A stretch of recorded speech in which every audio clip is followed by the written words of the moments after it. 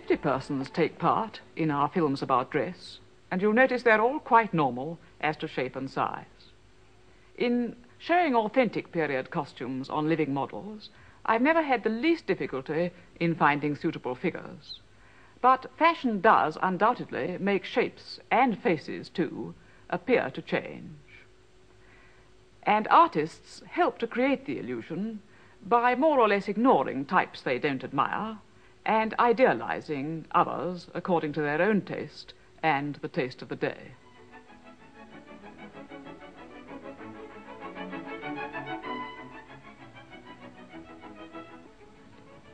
This dress has the smallest waist in the whole collection at the Museum of Costume for a person above 5 feet in height. No, it's not 17 inches. It's 21. And that's probably equivalent to about 19 inches today, because there's more worn under the dress than anyone would put on nowadays.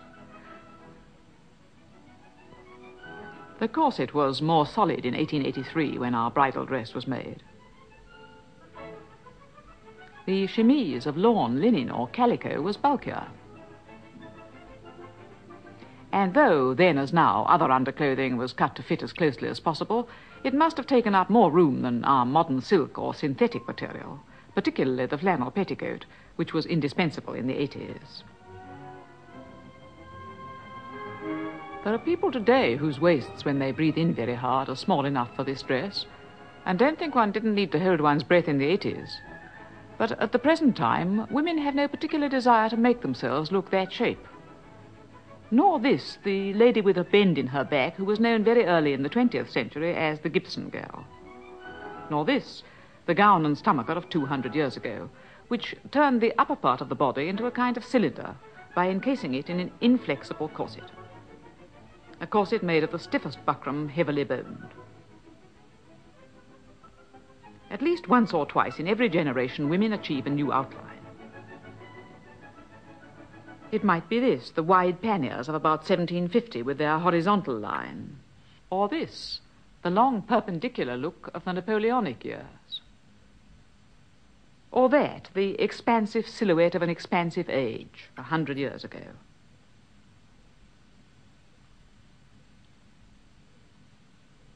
Or possibly we might be asked to admire a line with all its interest concentrated at the back, as in the 1870s. Or the curious hourglass shape of the late Victorians. It's miraculous what can be done with the human torso, at any rate the female human torso, when the creators of foundation garments get to work. But perhaps the face, the male human face, is almost as great a miracle.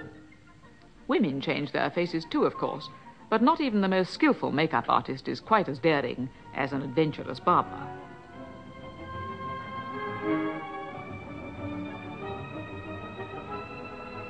Let's look at Mr. Benny Hill, Mr. Jeremy Hawke and Mr. Ron Moody as they are at the time of shooting this film.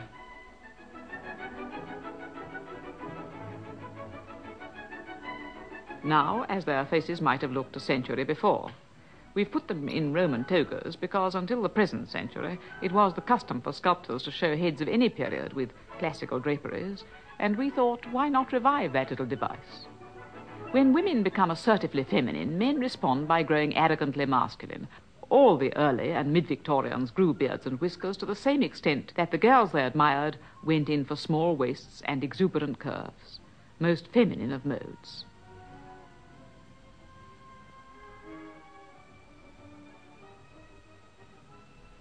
Yet in the earlier age, when women had worn comparatively scanty clothes like these, men had been as barefaced as you please.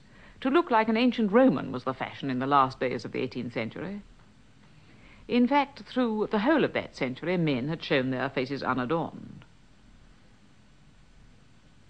But not their heads. The more smoothly the barber shaved the face, the more determinedly the perruquier loaded the head with false hair. When invention was exhausted as to what could be done with long curls, plain or powdered, then they were gathered up into all kinds of arrangements of knots and rolls and clubs and bags and cadugans and queues and pigtails. Hairstyles gradually grew smaller and less obtrusive until, by the 1780s, all but a few old stagers had given up wigs and were wearing their own hair powdered in this manner. It's often said that the revolution in France and Pitt's tax on hair powder in England caused men at last to give up the practice of putting flour on their heads and wearing their own hair dressed in a fairly simple way. But history shows that no revolution and no tax can abolish a fashion till it's played out. After nearly 100 years, men were obviously ready for something new, and whiskers began creeping forth. In another few years, they became more luxuriant. The French Count d'Orsay, the last of the great dandies, was one of the men who set this fashion. Meanwhile, women were reviving tight lacing, voluminous petticoats, ribbons and ringlets. The more women cover their bodies, the more men cover their faces. So these feminine trappings are the answer to those faces. Or is it that these faces are the answer to all those trappings? However that may be, when women discarded a petticoat or two at the end of the 1870s, men, by a simultaneous impulse, began discarding beards and whiskers. Moustaches, large ones, became the rage. Throughout the remainder of the 19th century, every possible change was rung on them.